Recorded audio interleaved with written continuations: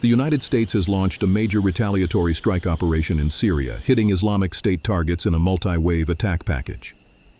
This was an air-led operation designed to punish the network responsible for a deadly attack on U.S. personnel and to disrupt ISIS capabilities before they could strike again. Tonight we're breaking this down like a real strike brief. The objective, the rules of engagement, the assets used, likely basing and launch points, what was destroyed and what the strike actually accomplished. No politics, no speculation, just the operational facts and why this matters. The operation was triggered by an ISIS attack in Syria near the Palmyra area. That attack killed 2 United States service members, along with a civilian interpreter supporting coalition operations. In U.S. military terms, this created 2 immediate requirements.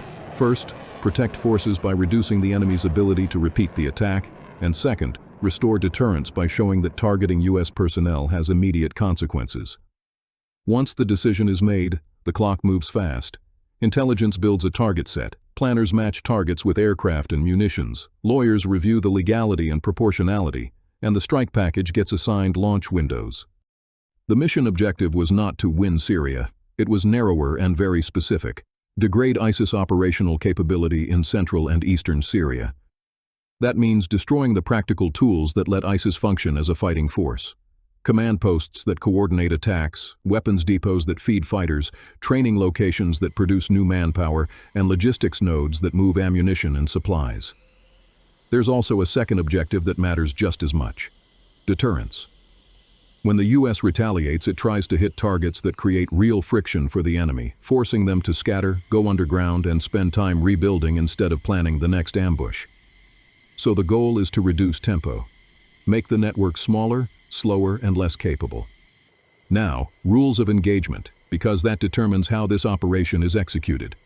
U.S. strikes operate under positive identification requirements. That means commanders must confirm the target is hostile and has military value before weapons are released. No strike lists are also enforced. Protected civilian sites, medical facilities, and other restricted locations are excluded from targeting. Then comes proportionality and collateral risk. Planners select timing, angles of attack, and weapon types to reduce the chance of civilian casualties, especially in areas where fighters hide near civilian structures. That's why you see precision-guided munitions, strict target validation, and multi-stage battle damage assessment afterward. This isn't random firepower, it's controlled combat power. The strike package used multiple combat assets, and the mix tells you what kind of target set the U.S. was hitting. One key platform was the F-15E Strike Eagle.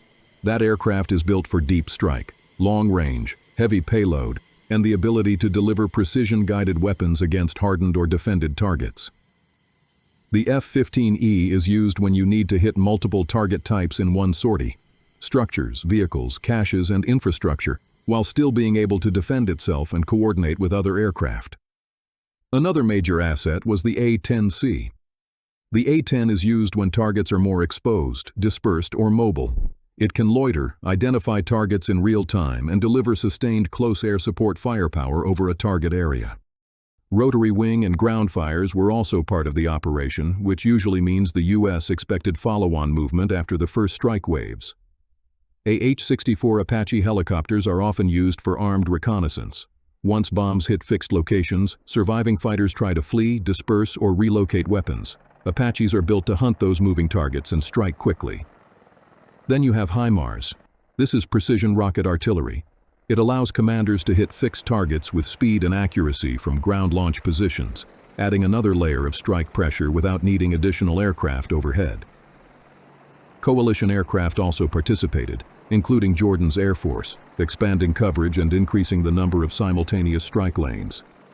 Exact launch locations aren't always disclosed publicly, but the operational framework is familiar. These strikes were launched from established U.S. and coalition air bases across the Middle East. A major hub for regional command and air operations is Al Udeid Air Base in Qatar, which often supports planning, coordination, and theater-level air tasking. Forward bases and partner facilities support sortie generation and rapid timing. For HIMARS employment, the likely launch points are existing U.S. Army positions inside Syria within authorized operating areas, where rockets can hit targets quickly without long aircraft transit times. Execution typically occurs in waves. Initial strikes hit command nodes and key facilities, follow-on strikes hit secondary sites, and dynamic targeting assets hunt movement as the network reacts. More than 70 ISIS targets were reportedly struck across the operation. Those targets included command posts, weapons caches, training locations, vehicle concentrations, and logistics nodes. Initial assessments indicate dozens of ISIS fighters were killed and multiple facilities were destroyed or rendered unusable. No U.S. or coalition aircraft losses were reported during the strike phase. At the time of reporting, the U.S. military stated there were no confirmed civilian casualties, though battle damage assessment continues after any major strike. So what's the conclusion? This was a successful punitive strike with a clear purpose: reduce ISIS capability, restore deterrence, and protect U.S. forces by forcing the network into survival mode. It doesn't end the ISIS threat permanently, but it does something militarily valuable. It slows the enemy down, breaks infrastructure, and buys time by disrupting the cycle of planning and attack. If you want more factual, action-packed military updates like this, subscribe to Vector Military, and we'll see you in the next report.